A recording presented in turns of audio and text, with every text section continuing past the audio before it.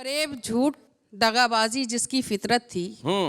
फरेब झूठ दगाबाजी जिसकी फितरत थी, मैं उसकी बात पे क्यों एतबार कर बैठी। मैं जिसके हाथ से खत उसको भेजा करती थी, मेरी बहन उसी लड़के से प्यार कर बैठी। भाई क्या बात है। कॉमेडी के वीडियोस देखने के लिए हमारे चैनल को लाइक और सब्सक्राइब करें।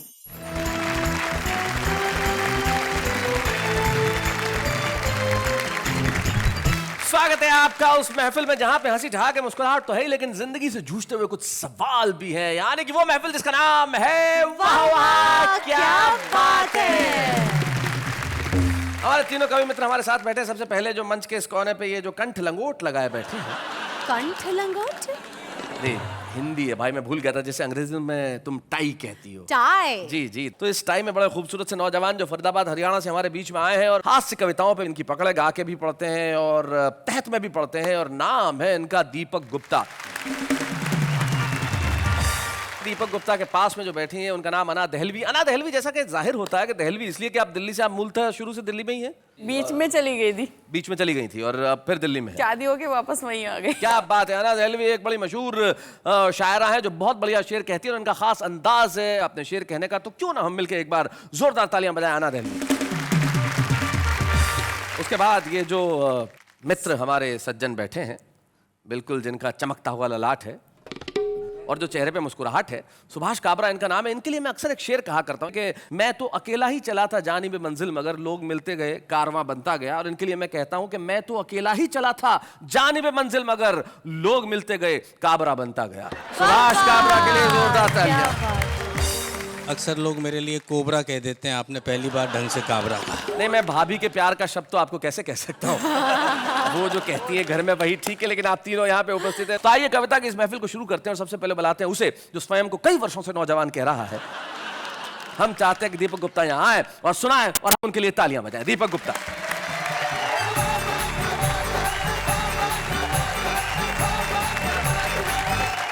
भाई अभी मेरी तारीफ में कह रहे थे कि मैं बहुत सालों से अपने आप को जवान समझता हूँ। मैं समझता नहीं, मैं हूँ भी। अच्छा। मेरी मार्केट वैल्यू अभी तक वैसे ही बरकरार है जैसी मेरी 20 साल पहले थी। वाह। मुझे एक खूबसूरत लड़की से कभी जवानी में मोहब्बत हुई। अच्छा। काबरा जी कहने लगे कि आप अभी बुजुर्ग हो गए। मैंने कहा नहीं, मैं अब बुजुर्गों की सोहबत में रहने लगा। जब मुझे उनसे मोहब्बत हुई, मैं उनके घर उनका हाथ मांगने गया। उनके भाइयों ने और उनके पिताजी ने मेरा बहुत तबीयत से स्वागत किया। अच्छा। स्वागत करने के बाद जब उन्होंने मुझे धक्के मारकर गेट से बाहर निकाला, वाह। मैं अपने कपड़े झाड़ता हुआ उठ के फिर उनके पास गया। मैंने कहा जी फिर मैं ना समझूं। देखिए, मार्केट वैल्यू तो मेरी आज भी वैसी है जैसे पहले थी। एक छंद आपको सुनाता हूं। सुनाइए। कि एक बार कॉलेज में मेरी कविताएं सुन कुछ लड़कियां हो गई थी मेरी फैन जी। क्या बस उस रोज से ही उड़ गई नींद मेरी और कुछ दिन तक आया ना ही चैन जी। क्या बात है। क्योंकि एक कोमल सी कामनी से वहां मेरा टकराया चश्मा कर गए नैन जी। पर उसके भाई को देखते ही मैंने कहा जैसी आपकी बहन वैसी मेरी बहन जी। देखिए, अभी पिछले दिनों हमारे देश में करवा चौथ का व्रत किया जी। कि करवा चौथ के दिन अपनी पत्नी का मन रखने के लिए मैंने भी व्रत रखा। सुबह से ना पानी पिया ना खाने में कुछ चखा। अच्छा। शाम को जब घर आया, पत्नी से फरमाया बता डार्लिंग ऐसा क्या करूं कि तेरी जिंदगी में ऐश हो जाए। पत्नी मुस्कुराते हुए बोली कुछ ऐसा कर दो तुम्हारी जीवन बीमा पॉलिसी कैश हो जाए। बहुत अच्छे। लेकिन हमारी स्थितियां बहुत विचित्र हो जाती हैं कई बार, क्योंकि मुझे याद है एक कवि के घर डकैती डालकर जब डकैत जाने लगे तो कवि की आंखों से आंसू आने लगे। उसने जाते हुए डकैतों को बुलाया, आवाज लगाकर बोला भैया ये संदूक भी ले जाओ उठाकर। अच्छा। तभी एक डकैत बोला यार आदमी अपना सामान लुटवाए इतना अकलमंद तो नहीं है, सच सच बताए इसमें तेरी बीवी बंद तो नहीं है। कवि बोला भैया ऐसा है तुमने मेरी बात सुनकर खाम खा ही मूछें ऐठी हैं, बीवी तो अलमारी में बंद है, इसमें तो सासू जी बैठी हैं। भाई बहुत बढ़िया, बहुत अच्छे दीपक। एक रिश्ता वो इस मंच के माध्यम से आप तक पहुंचाऊं जो हमारे ही देश में पाया जाता है कि एक आदमी ने करके शादी रजिस्टर्ड करा दी। अच्छा, शादी रजिस्टर्ड करा दी, रजिस्ट्रार ने भी मोहर लगा दी, बदले में उसे एक सर्टिफिकेट मिला, देखते ही खिला, फिर अनायास हो गया उदास, अपना मुंह खोला, रजिस्ट्रार से बोला साहब ये सर्टिफिकेट तो जाली है। अच्छा, क्योंकि इसमें शादी की एक्सपायरी डेट का कॉलम खाली है। तो रजिस्ट्रार ने उसे बताया, बड़े प्यार से समझाया, ऐसा नहीं कि हमारे यहाँ शादियां ही होती हैं या तलाक के मुकदमे दायर नहीं होते हैं, पर ये हिंदुस्तान के मेरे दोस्त, यहाँ पर आदमी एक्सपायर होने के बाद भी रिश्ते एक्सपायर नहीं होते हैं। क्या बात है भाई, वाह वाह वाह वाह, बहुत बढ़िया दीपक, बहुत अच्छे। जब आदमी को प्यार होता है तब उसकी मानसिकता कैसी हो जाती है, मैंने कोशिश करी हाँ, कि गैलरी से झांकती पड़ोसन तो दिखती है, खिड़की में खड़ा उसका बाप नहीं दिखता। प्यार वाला राग जब बजता है दिल में तो आरती आजान का आलाप नहीं दिखता। प्यार करने का हक सबको मिला गया, प्यार करने में कोई पाप नहीं दिखता, पर जब देखता हूँ उसके मैं भाइयों को अपना मिलन या मिलाप नहीं दिखता। तो रथ पे सवार स्वर्ग अप्सराएं दिखती हैं, भैंसे पे सवार यमराज नहीं दिखता। मंच पर बैठी हुई कवित्री तो दिखती है, माइक पे खड़ा कविराज नहीं दिखता। किसको मैं दिल दूं और किसको मैं प्यार करूं, मुझे यहाँ कोई गमराज नहीं दिखता। प्यार के कीटाणु मेरे भीतर समा गए हैं, मुझे अपना कोई इलाज नहीं दिखता। क्या बात है भाई, वाह वाह वाह वाह, इलाज नहीं दिखता।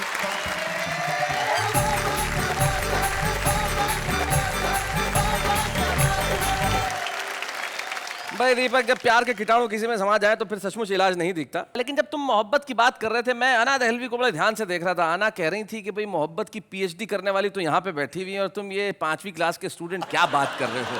हम अना दहलवी से सुनते हैं कि आखिर मोहब्बत में होता क्या। जरा जोरदार तालियां बजाएं अना दहलवी के लिए।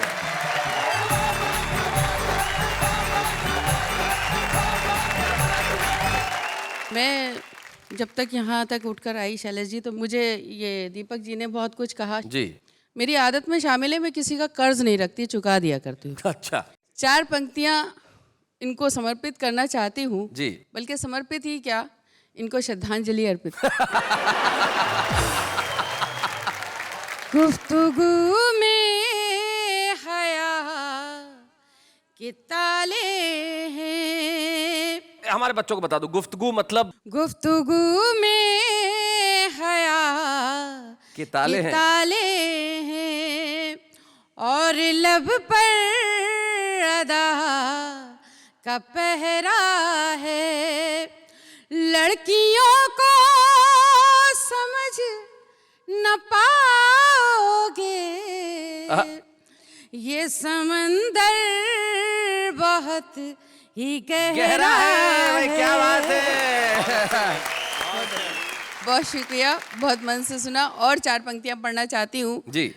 मेरी तस्वीर अपने पर्स में रखता है वो लड़का। सुनिएगा, मेरी तस्वीर अपने पर्स में रखता है वो लड़का, सफर में साथ रहता है वो अक्सर आहें भरता है। कभी मजनू के और लैला के वो किस्से सुनाता है, मगर खुलकर नहीं कहता कि मुझसे प्यार करता है। भाई क्या बात है। बहुत धन्यवाद। और मेरा एक मुक्तक बड़ा फेमस हुआ, वो मैं सुनाना चाहती हूँ इस मंच से। कोई ये बोला के जलवे लुटाने आई थी। अच्छा। कहा किसी ने के बिजली गिराने आई थी। जरा सी बात के अफसाने बन गए कितने, मैं अपनी छत पे दुपट्टा सुखाने आई थी। अरे भाई क्या बात है। वाह वाह, भाई बहुत अच्छे। 4 पंक्तियां सुनेगा। फरेब झूठ दगाबाजी जिसकी फितरत थी, फरेब झूठ दगाबाजी जिसकी फितरत थी, मैं उसकी बात पे क्यों एतबार कर बैठी। मैं जिसके हाथ से खत उसको भेजा करती थी, मेरी बहन उसी लड़के से प्यार कर बैठी। ओए होए! भाई क्या बात है। और अब ये गीत मेरी तरफ से दीपक जी को समर्पित है। और ऐसा नहीं है कि सुभाष काबरा जी ने अपनी उम्र में इश्क नहीं किया होगा, वो भी कर रहे होंगे, कोई ठीक नहीं है अभी भी कर रहे हो, तो उनको भी समर्पित है सुनिएगा। तेरे हाथ में दे दूं हाथ, अरे रे बाबा ना बाबा, क्या बात है। तेरे हाथ में दे दूं हाथ, अरे रे बाबा ना बाबा, तेरे प्यार की क्या औकात, अरे रे बाबा ना बाबा। और ये बंद सुनिएगा।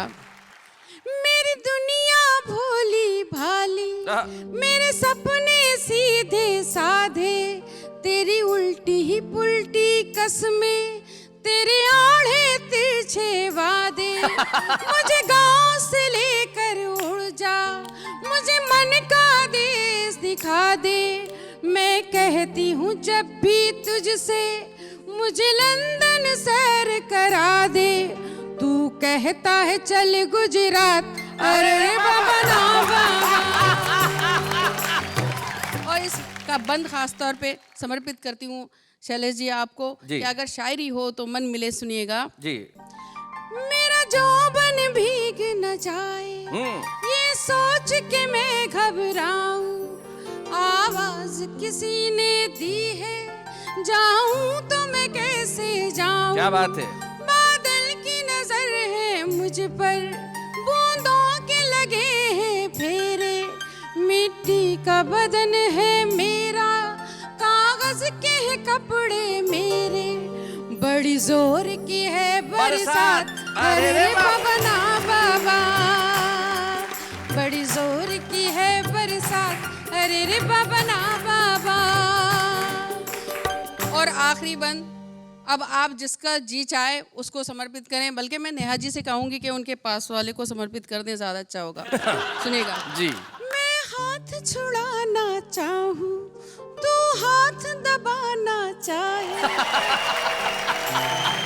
मैं बंद करूं दरवाजे, तू अंदर आना चाहे, तू अंदर आना चाहे, मैं आगे आगे भागूं, तू पीछे पीछे आए, मैं आंख चुराऊं तुझसे, तू देख के आंख दबाए, तू भूत है या जिन्नात, अरे तू भूत है या जिन्नात, अरे रे बाबा ना बाबा।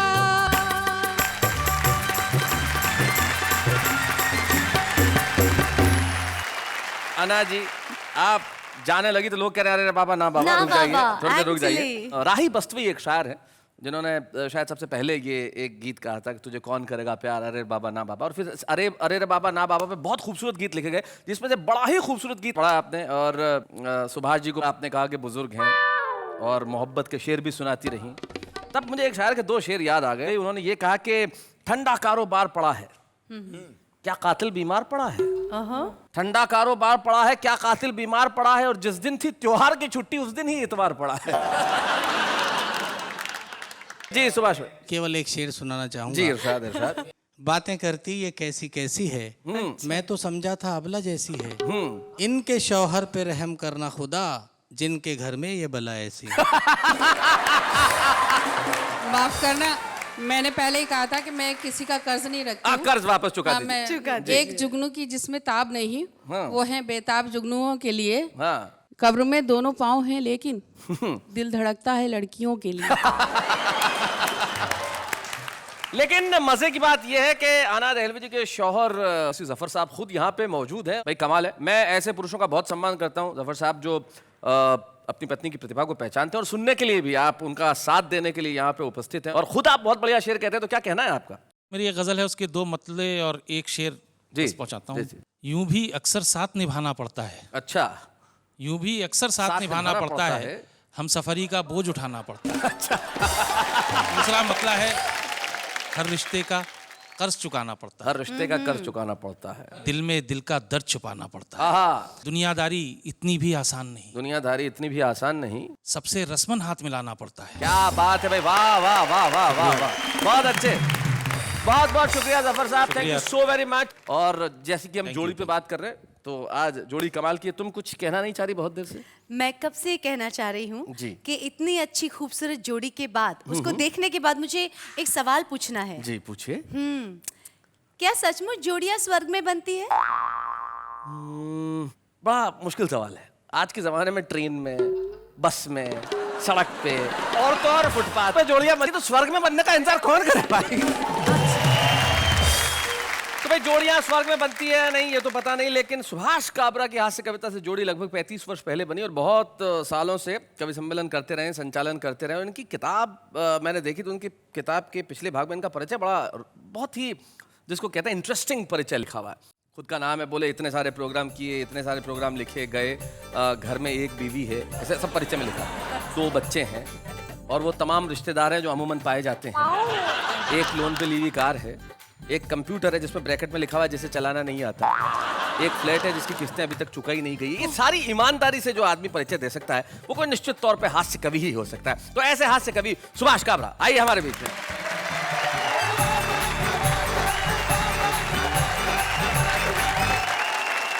दीपक गुप्ता घर में वाइफ रखते हैं, ये तो मुझे पता था। हाँ। और अन्ना तो शौहर को लेकर ही आ गई।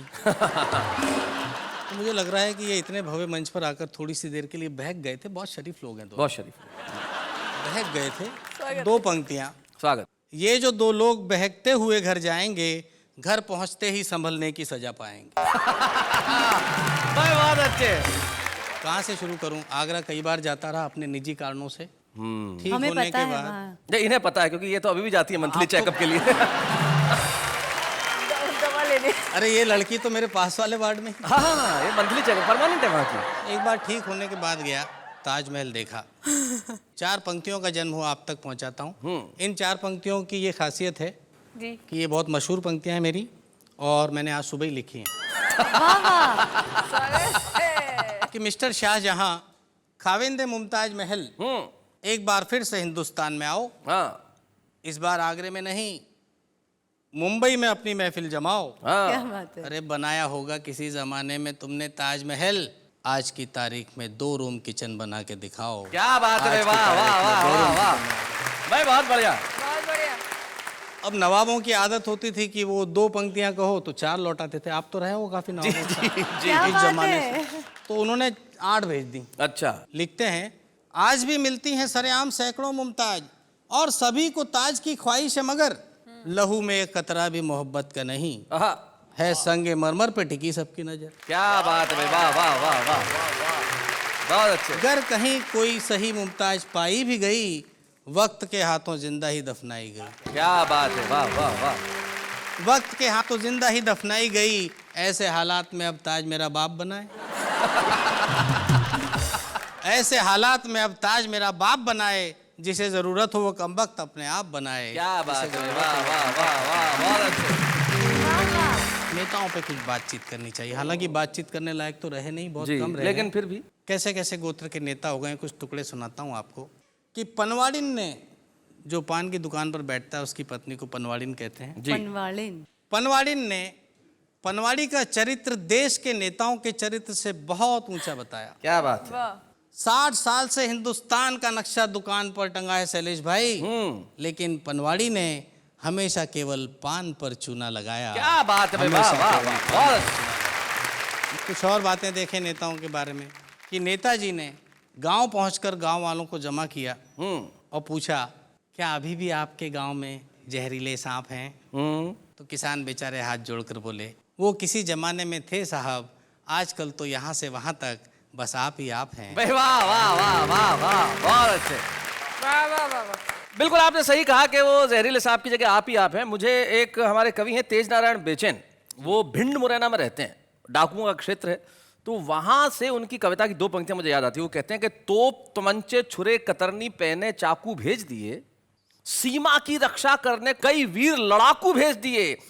वाह वाह। तो सचमुच अब तो सब जगह आप ही आप हैं। जो बात कही उससे मुझे मणि मधुकर जी की याद आती है। जी। पंक्तियां सुने उनकी। छिपकलियां गांधी जी की तस्वीर के पीछे से निकल कर आती हैं और अपना शिकार मुंह में दबोच कर फिर से गांधी जी की तस्वीर के क्या पीछे बात चली है, जाती वाह, हैं। वाह, वाह। फिर से बहुत गांधी जी की बहुत तस्वीर के पीछे चली जाती हैं। वाह वाह काव्य बहुत साहब, अच्छे। वाह वाह। लेकिन इस सब के बावजूद हमारी एकता को, अखंडता को कोई खतरा नहीं है शैलेश भाई। जी।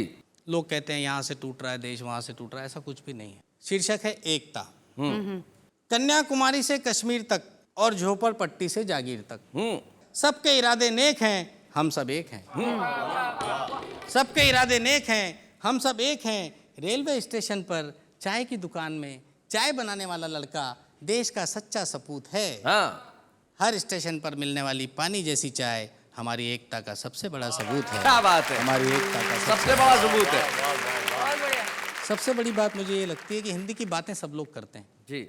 हिंदी के लिए काम करने वाले लोग बहुत कम हैं। जबकि मेरा ये मानना है कि यदि आपको कार चाहिए आज के ज़माने में तो आपको अंग्रेजी की शरण में जाना ही पड़ेगा, लेकिन यदि आपको संस्कार चाहिए तो आपको अपनी भाषा का क्या सम्मान बात? करना ही पड़ेगा। वाह वाह, क्या बात है। 8-10 पंक्तियां आप तक पहुंचाता हूं स्वागत। कि हमने ये जाना है पर्चे जांच जांच के, हमने ये जाना है पर्चे जांच जांच के, अनपढ़ होते जाते पोथी बाँच बाँच के, अनपढ़ होते जाते पोथी बाँच बाँच के।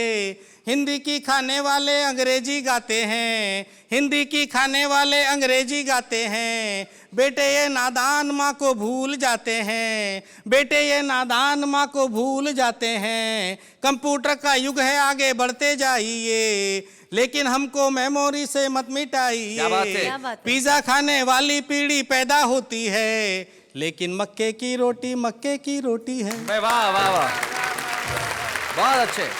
4 से पंक्तियां और कि कुदरत के सब कानूनों को शैदा करना है, कुदरत के सब कानूनों को शैदा करना है। लेखक का लिखना तो बच्चा पैदा करना है। वाह। हमने तुमको बच्चा पहलवान सा दिया, तुमने उसको पोलियो का दर्द दे दिया।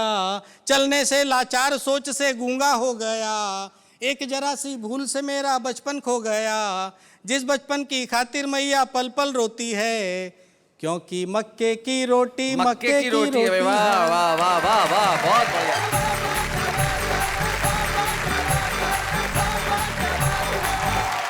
सचमुच सुभाष जी, आपने बिल्कुल ठीक बात कही कि मक्के की रोटी है। जो हमारी अपनी संस्कृति है उसे हम कैसे भूल जाएं।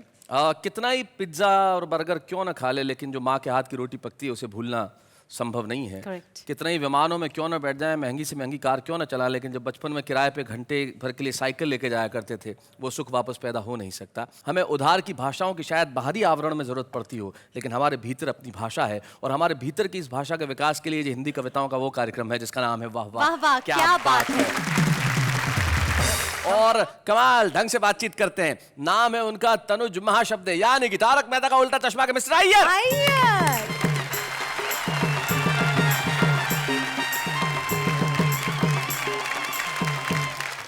आज मैं आपको यहाँ पे जैमिनी हरियाणवी जी का एक कविता सुनाने आया हूँ। क्या बात है भाई, वाह, बहुत अच्छे। एक दिन एक पड़ोस का लड़का मेरे को आकर बोला, चाचा जी आपकी स्त्री दे दो। हाँ चुप, ये लड़का क्या बोल रहे हैं? मैंने अपनी घरवाली की तरफ किया इशारा और फिर उसको बोला, ले जा, वो बेटी है। अय्यर भाई, वो पहले थोड़ा शर्माया, हाँ। बोले चाचा जी ये नहीं जो करंट मारती है वो। तो मैंने उसको बोला कि बावड़ी पूछ, तू उसको हाथ लगा कर तो देख, वो करंट भी मारती है। Thank you very much, thank you. बहुत बढ़िया। मैं सोच रहा था जब अय्यर जैमिनी हरियाणवी की कविता पढ़ रहे थे, तो एक भारत का व्यापक स्वरूप मुझे यहाँ देखने को मिल रहा था। शायद इससे बेहतर ढंग से हंसते हुए मुस्कुराते हुए हम हिंदुस्तान को यहाँ नहीं दिखा सकते। अगर आप यहाँ जोड़ीदार नहीं होती तो मैं कितना लकी होता। नहीं, मेरे कहने का मतलब है अगर आप नहीं होती तो नहीं होती भाई, लेकिन अभी आप हैं, नजर आ रही हैं, छुपी भी नहीं है। कुछ चीजें होती है जो छुपती नहीं है, होती है तो नजर आती है, जैसे कि प्रतिभा। इसलिए वाह वाह क्या बात है का जो हमारा एक सेगमेंट है जो बड़ा ही पॉपुलर है, कविता के छुपे रुस्तम, हम उसमें एक ऐसे कवि को बुलाते हैं जो शायद आज देश के कविता के आसमान पे सब लोगों द्वारा नहीं जाना जाता हो, लेकिन उसमें अकूत प्रतिभा है। दिल्ली से हमारे बीच में आते हैं आज के हमारे छुपे रुस्तम, रसिक गुप्ता।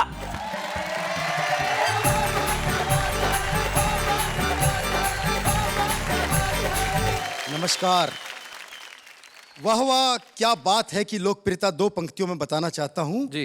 जब से पागल खाने वाले अपने पागलों को वाह वाह क्या बात है दिखाने लगे हैं, कुछ पागल तो ठीक होकर हंसते हंसते घर जाने लगे हैं। वाह वाह, क्या बात है। और कुछ यहाँ आकर कविता सुनाने लगे हैं। भाई क्या बात है। और जो समय वाह वाह क्या बात का है, उस समय पेश होने वाले कई कार्यक्रमों की स्थिति बिल्कुल ऐसी हो गई है जैसी रोडवेज की बसों की स्थिति होती है। क्या बात है। रोडवेज की बसों की स्थिति बताता हूं कि आप रोडवेज पे चढ़े या रोडवेज आप पे चढ़े, टिकट आपका ही कटेगा।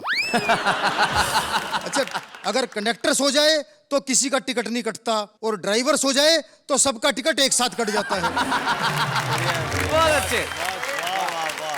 आज यदि देशभक्ति बची है तो केवल जेब कतरों में बची है। ओहो। 4 पंक्तियों का मजा लीजिएगा। सुनाओ रसिक। कि जेब कतरे का बेटा बोला, हे ईश्वर, नहीं मांगता आपसे कोठी बंगला महल किले, ना इंग्लैंड में ना फ्रांस में ना इटली में, मुझे तो बस हर जन्म भारत में ही मिले। अच्छा।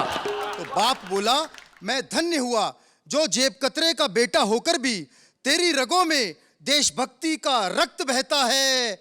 बेटा बोला, ये बात नहीं है पापा, वहां ठंड इतनी ज्यादा है कि लोगों का हाथ अपनी जेब में ही रहता है। वाह वाह वाह वाह वाह। अच्छा, मैं तो एक बार पप्पुओं के स्कूल में चला गया। पप्पुओं के स्कूल में? मैंने पूछा कि भाई तुम सारे के सारे पप्पू पास कैसे हो जाते हो?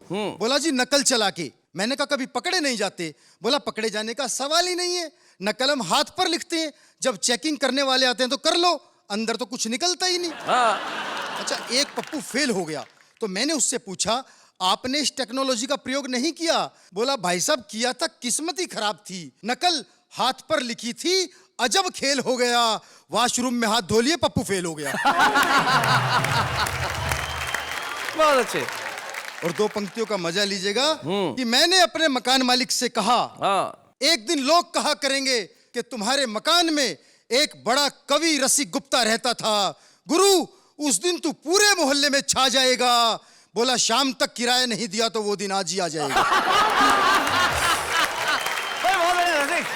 अच्छा, एक भिखारी को मैंने रुपया दिया, बोला बाबूजी ये क्या? पिछले चौराहे के भिखारी को 10 रुपए और मुझे 1 रुपया पकड़ाया है। मैंने कहा भैया तुझे कैसे पता? नु बोला देखो जी SMS आया है। अच्छा, भिखारी आजकल हाईटेक हो गए हैं। एक भिखारी की दुआएं सुन के माथा पीट लिया मैंने अपना। भिखारी बोला, यूं हिमाकत की नजर से ना देख, एक दिन ब्यूटी क्रीम लगा के अपना चेहरा भी गोरा होगा, अपने हाथ में भी ऐसा ही ब्रांडेड कटोरा होगा, निकाल जेब से करारा सा नोट और ले ले मेरी दुआ, जा तेरे घर भी मेरे जैसा छोरा होगा। वो डॉक्टर ने अपनी खूबसूरत नर्स को नौकरी से निकाल के पत्ता कर दिया साफ। तो नर्स बोली, बिना गलती नौकरी से निकालना कहाँ का इंसाफ? तो डॉक्टर बोला, मैंने एक पेशेंट को कहते सुना है, नर्स क्या है, ब्यूटी क्वीन है, अखियों से गोली दाग जाती है, और मेरी आधी बीमारी तो इसकी मुस्कुराहट से ही भाग जाती है। बहुत अच्छे। अच्छा, आजकल स्थिति नर्सों से प्यार व्यार बड़ा खतरनाक होता है जी। मैंने 4 पंक्तियां लिखी कि नर्स से पेशेंट बोला, सुन प्रिय बात मेरी, सबसे निराली तेरे गालों की ये लाली है, दिल को चुराने वाली, सपनों में आने वाली, रखी मैंने हॉट सीट तेरे लिए खाली है। Hot seat? तो नर्स बोली, होश में आते ही तू लगेगा रोने, मैं भी जाली, डॉक्टर की डिग्री भी जाली है, और दिल को तो मैंने हाथ भी नहीं लगाया झूठे, मैंने तो सिर्फ तेरी किडनी निकाली है। बहुत अच्छे रसिक। कविता क्या है? कविता एक आयुर्वेदिक औषधि है, जितनी पुरानी उतनी ही गुणवती कहलाएगी। अरे ये अंग्रेजी की दवा नहीं जो एक्सपायर हो जाएगी। वाह वाह वाह वाह वाह, बहुत बढ़िया।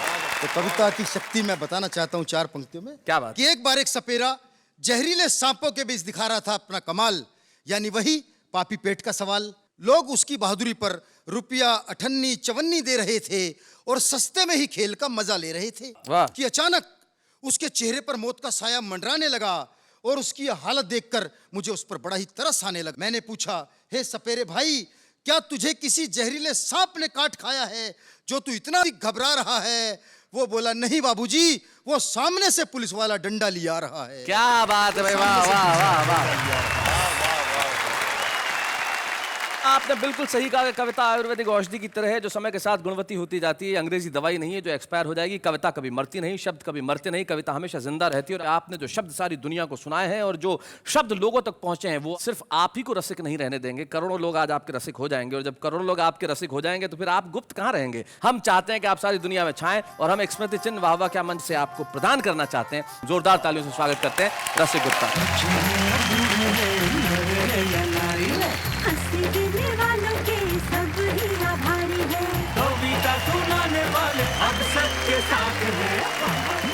आज के हमारे छुपे रुस्तम रसिक गुप्ता ने शानदार कविताएं सुनाई। हमने एक स्मृति चिन्ह दिया लेकिन उससे कहीं बड़ा है वो। वैसे शैलेश जी, अगर हम इसी तरह से अच्छे एंकरिंग करते रहे ना तो एक दिन हम दोनों तो विश्वविख्यात जोड़ी बन जाएंगे। विश्वविख्यात जैसे रोमियो जूलियट। यस। जैसे Shri Farhad. Oh my God yes. क्या यस यस यस, ये तमाम वो जोड़ियां हैं जो अपने जीते जी कभी फेमस नहीं हुई थी। सोचना चाहिए कोई चीज हाँ भरने के पहले सोचना तो चाहिए, लेकिन क्या है साहब, सोच जो है वो तो कहीं भी उपजती है। हाँ। अब आप कविता लिखने के पहले शायद बहुत कुछ सोचते होंगे कि ऐसे लिखूं वैसे लिखूं, लेकिन ये जो हमारी आम जनता है ना ये सोचती नहीं है, ये तो लिख देती है। जो मन में आता है वो कहती है। इनके दिल में कविता के बारे में क्या सोच है जरा सुनते। उसने कहा तुम मेरे देवदास मैं आपकी पारो, अभी मोटरसाइकिल बंद हो गई है, नीचे उतरो धक्का मारो। एक शेर सुनाया तो उस्ताद बन गए, कल तक नकल मारते थे आज होशियार बन गए। अपना बच्चा रोए तो दिल में दर्द होता है, दूसरों का बच्चा रोए तो सर में दर्द होता है। अपनी बीवी रोए तो सर में दर्द होता है, दूसरों की बीवी रोए तो दिल में दर्द होता है। हमने उनकी याद में पूरा साल गुजार दिया, हमने उनकी याद में पूरा साल गुजार दिया, पर वो नहीं आया आज तक जिसे हमने उधार दिया। वाह वाह क्या बात है।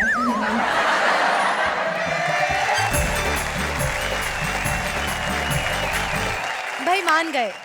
मेरे हिसाब से तो हमारे देश में हर व्यक्ति के अंदर एक कवि छुपा है। हर व्यक्ति के अंदर एक कवि तो छुपा है, लेकिन ऐसे कवि कम है जिसे हर व्यक्ति जानता हो। हाँ। लेकिन कुछ लोग होते हैं जिन्हें व्यक्ति इस देश के जानते हैं, उनके कामों की वजह से, उनकी कविताओं की वजह से, उनके अंदाज की वजह से। हमारे बीच में एक ऐसे ही कवि हैं जो पिछले 30-35 सालों से हिंदी कवि सम्मेलनों पर संचालन करते रहे हैं, अपनी छोटी छोटी चुटली कविताओं से लोगों का मन मोहते रहे हैं। जिंदगी में उन्हें बहुत सम्मान मिले होंगे, लेकिन कविता के मंच पे सारी दुनिया के सामने एक सम्मान हम भी देना चाहते हैं। हम सम्मान कर रहे हैं आज यहाँ सुभाष काबरा का।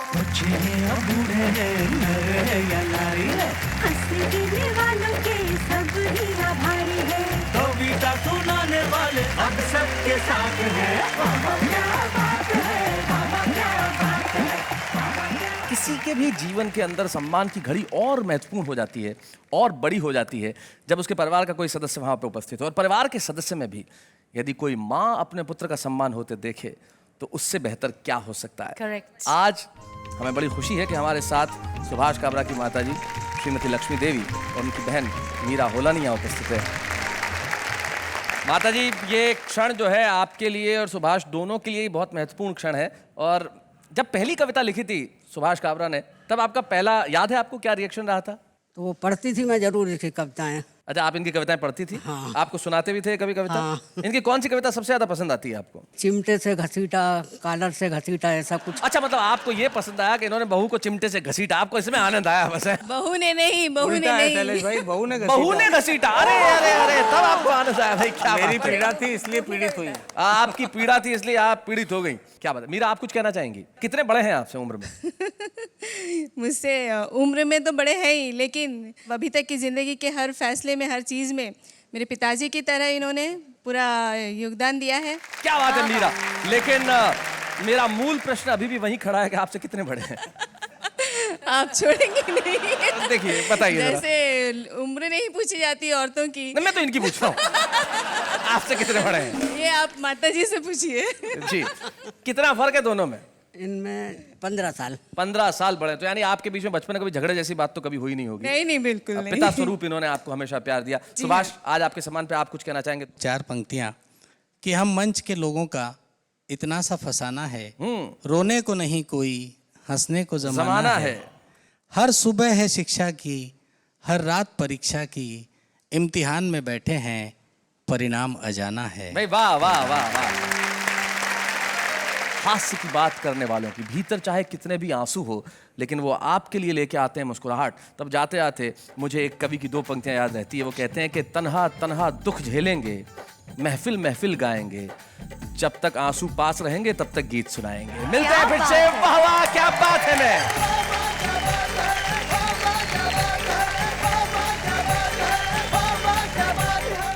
कॉमेडी के वीडियोस देखने के लिए हमारे चैनल को लाइक और सब्सक्राइब करें।